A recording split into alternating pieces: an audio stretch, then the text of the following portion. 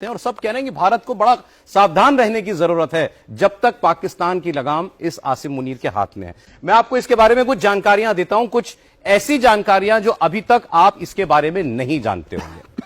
General Asim Munir का background मदरसे का है, अब ये तो सब जानते हैं। इसके पिता एक मौलाना थे और उसी मदरसे में ये आसिम मुनीर जो है वो उसने अपनी शुरुआती पढ़ाई भी की। ये परंपरागत सैनिक नहीं है। 1986 में जब जियाउल हक पाकिस्तान का राष्ट्रपति था तब इसे पाकिस्तान की सेना में भर्ती किया गया और अपनी रिटायरमेंट से सिर्फ 2 दिन पहले ये चीफ बना। आपको पता होगा कि आर्मी ट्रेनिंग स्कूल के जरिए इस आसिम मुनीर की भर्ती हुई है, ना कि पाकिस्तान मिलिट्री एकेडमी के जरिए, जो कि वहां का मेन इंस्टीट्यूशन है। इसके पिता रावलपिंडी की मस्जिद में इमाम हुआ करते थे और मुनीर की शुरुआती पढ़ाई वहीं एक मदरसे में भी हुई। तो वहां से ये रेडिकलाइजेशन, पुलवामा का हमला हुआ तो ये आईएसआई का चीफ था। अब ये पाकिस्तान की मिलिट्री इंटेलिजेंस का भी डायरेक्टर रह चुका है।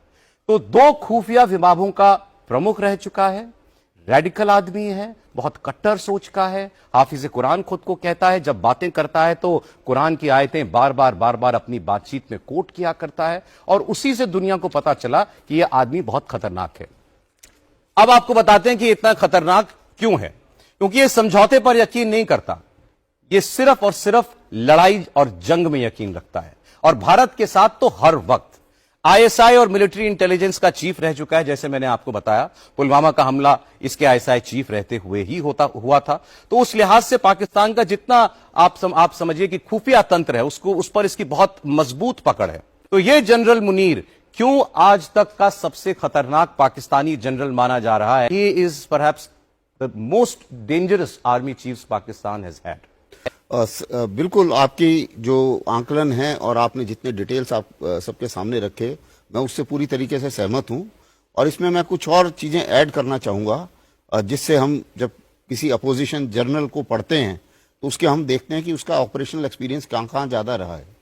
दूसरी चीज ये है कि जैसा आपने बताया, इसकी जो पकड़ है और ये आईएसआई चीफ रहा, 2 इसने अपॉइंटमेंट्स करे हैं, तो जितने भी बहुत उनके काफी साठगांठ है और अच्छी पकड़ है।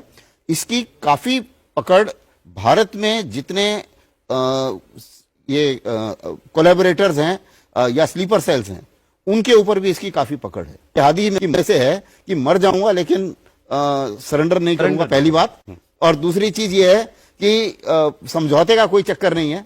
मेरे को जो है वो ये लड़ाई जंग जारी रखनी है जब तक मैं जिंदा हूं। इसको ये सच्चाई भारत के लिए ये एक बहुत बड़ा खतरा है। इसका रहना, इसका मतलब ये है कि आपको जो पॉलिसी है पाकिस्तान की, ब्लीड इंडिया विद 1000 कट्स, इसको ये बहुत आगे ले जाएगा। इसमें कोई शक नहीं कि ये एक ऐसा जर्नल है जिसका एम है हेट इंडिया।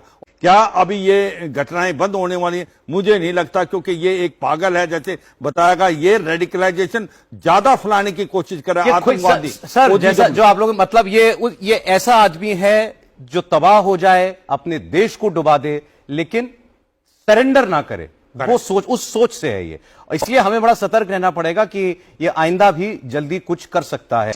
इसलिए ये बहुत डेंजरस है। आज के दिन में यूनाइटेड स्टेट्स में, वेस्ट एशिया में जितने भी हमास